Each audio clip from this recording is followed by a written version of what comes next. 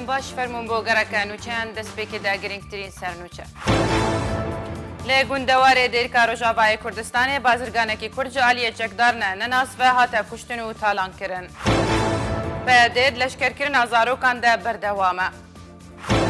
Li Rojavayê Kurdistanê şepêleke din ya derbideriyê û penaberiyê dest pê kiriye.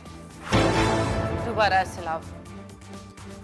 Ji dereke taybet ji bajarê Dêrikê eşkere kir ku bazirganekî Kurd bi navê Hejal Hesen ku bixwe ji xelkên bajarê Dêrikê ji aliyê çekdarine nenaskirî ve di navbera gundên Tilxenzîr û Quldûman de lê gundewarê Dêrika Rojavayê Kurdistanê raserî talankirinê hat û du gule di serê wî de hate lêdan û di encamê de jiyana xwe ji dest da.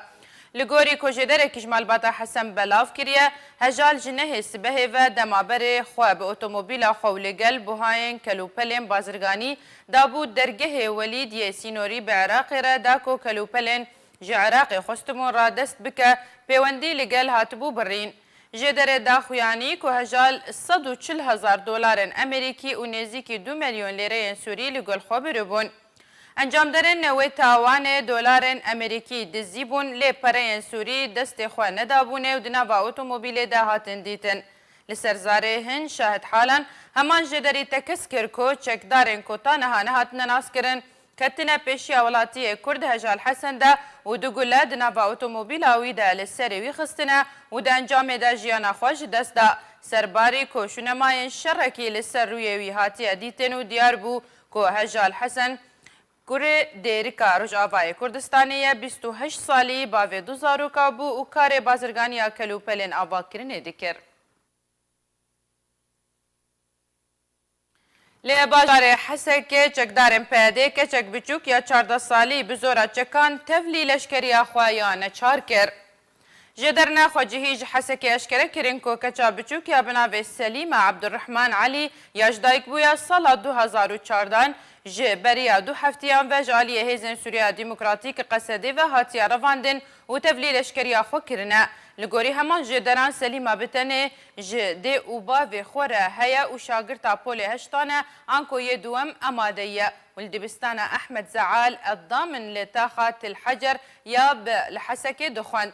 Li bajarê Kobanê jî çekdarên PYD keçeke biçûk bi zora çekan tevlî refên xwe kir ku malbata keça bi navê Ewêş Bozan ragihand ku çekdarên PYD keça wan birine leşkeriya neçar bê razîbûna malbata wê. Malbata Ewêşî bang li hemû aliyên xwecihî û navdewletî kir ku daxwaza serbestberdana keça wan bikin û vankiryarên PYDyê ne mirovî û ne yasayî rawestînin. Ewêş Bozan ji xelkê bajarê Kobanê ye ji dayikbûya sala 2022 ne hatiye revandin.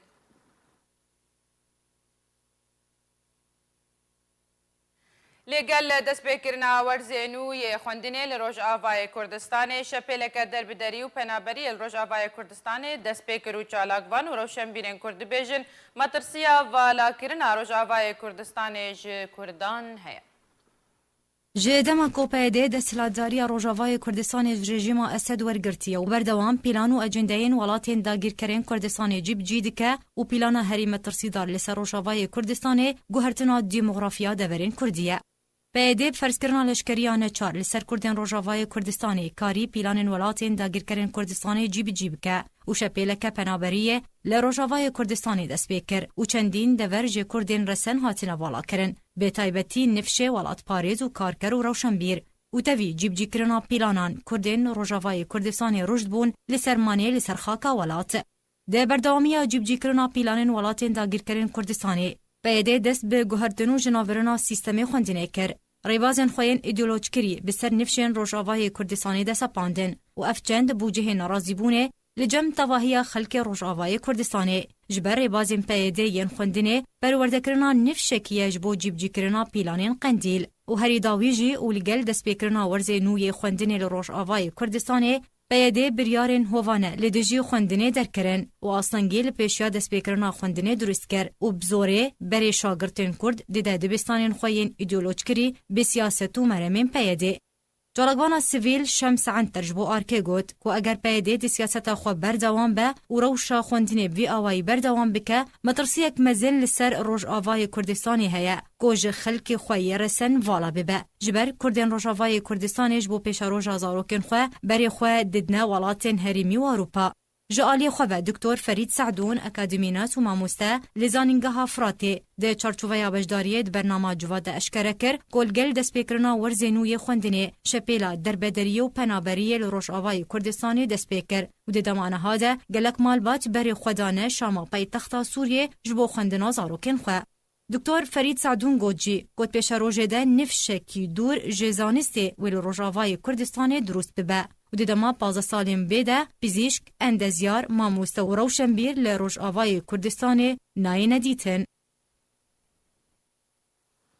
روسیه را گهاند که امریکا دخوازه اتونومیه که لروجلاتی چمه فراتی آوا بکه لوما ریگریه لهبونا ولاتن دن روجلاتی چمه فراتی دکه. وزیر دروی روسیا راگهاند گو امریکا بریا هوالبندن خوین سوریه دخوازه خاکا روجهلات فرات بکار بینه جبو پیک آینا دولته که گوش سوریه جدا ببه. وزیر دروی روسیه سرخی لاوروف ده کنگره که روزنامه‌وانی ده گوت از باور ناکم گو ادلب داوترین دورا شرا لسوریه آنکو کشته ده چه ببین. جبرکل روجهلات فرات بگشتی گلک گوهرتن تین کرن گو تجاران ناین قبول کرن. لاوروف هروها اشکره کر گو امریکا دخوازه روجهلات فرات بریا هوالبندن خوین سوری بکار بینه جبو آواکرنا اتونومیه که لوی دوره.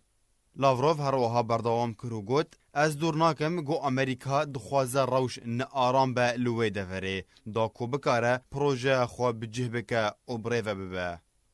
دهجی مایک پومپیو وزیر دروی امریکا ده کنگره کی روزنامه‌وانی در راگهاند گو کرد هفپیمانه کی گرینگنج بو واشنطن و واشنطن کاردکه گود پیش روژه ده کرد رولکوان یا سرکت سوریه ده هبه.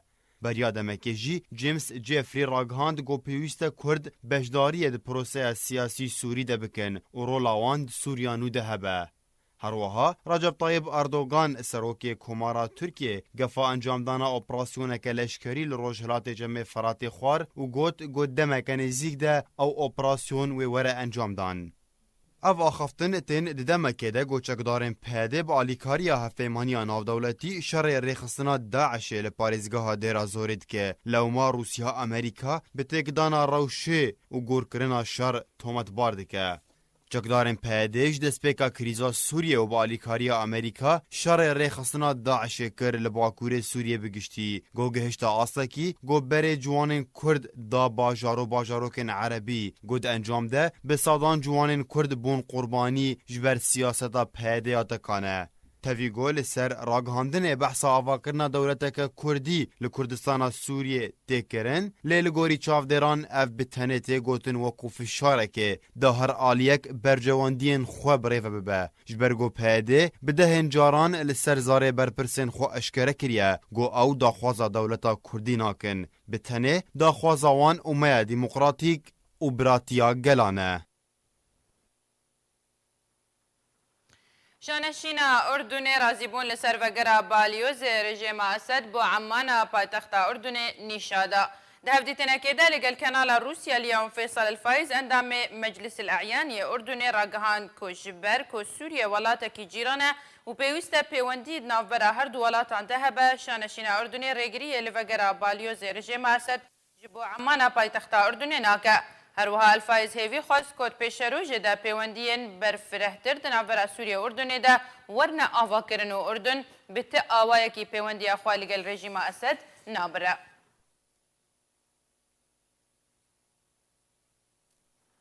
نوچین ما بداوی هاتن دوباره سر میشه.